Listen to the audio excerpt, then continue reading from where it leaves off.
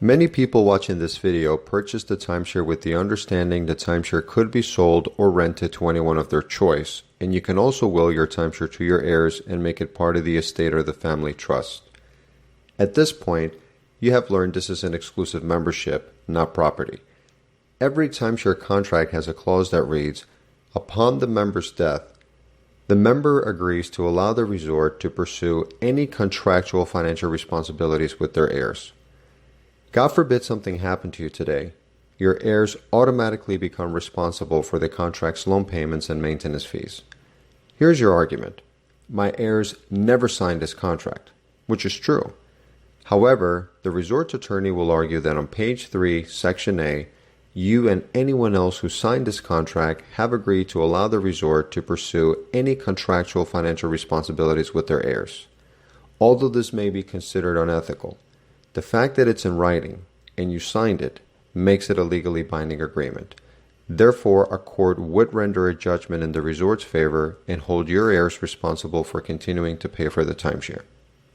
Has it ever crossed your mind, if you can't sell the timeshare, to stop making payments to the resort to see if they would take it back? We would not recommend you or anyone to ever consider defaulting on a timeshare contract, and here's why. As you're learning, this is an exclusive membership, not property. There is nothing for the resort to foreclose, as the resort already owns the property. Therefore, if you stop making payments, the resort will sue you for a deficiency of judgment if there is a loan balance, and they may also sue you for the projected earnings of maintenance fees that the resort would have earned under contract.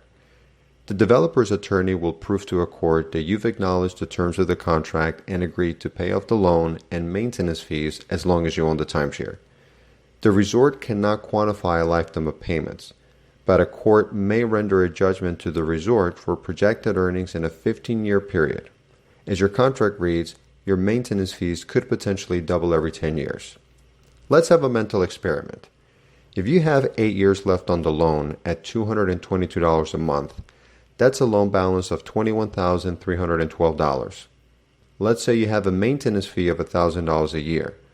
The resort's attorney can justify that in 15 years, the maintenance fees would have averaged $2,000 a year, generating $30,000 to the resort.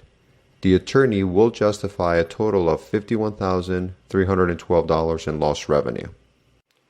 This would become your heirs' contractual obligation should something happen to you. This is why we do not recommend anyone to walk away from a timeshare contract. Here's the conclusion to all of this information. Under the law, you have to ethically disclose to your potential buyer everything that I've shared with you. Here's the challenge. You'll need to convince someone to buy your timeshare knowing this is not property, that the maintenance fees go up every year, that you can't walk away from this contract without legal and financial consequences, and their heirs will have to inherit the financial obligations under the contract.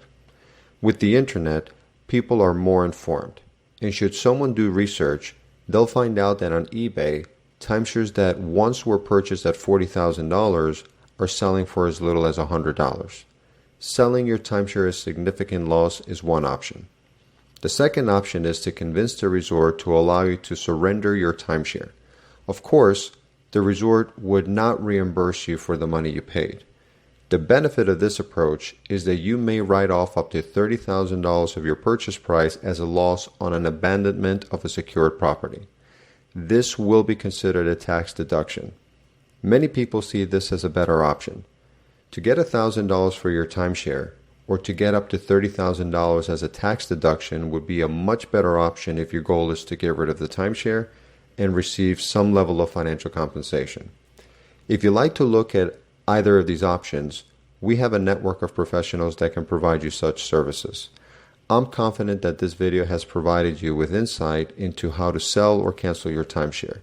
You're more than welcome to contact our office to provide you a free consultation, or you can go to our Contact Us page, fill out an inquiry form, and either myself or one of our consultants will reach out to you in 24 hours and provide you a consultation. We do not charge anything for the consultation, so you have nothing to lose and everything to gain by being properly informed. Thank you for watching this video, and we look forward to providing you guidance in the process of eliminating this financial burden.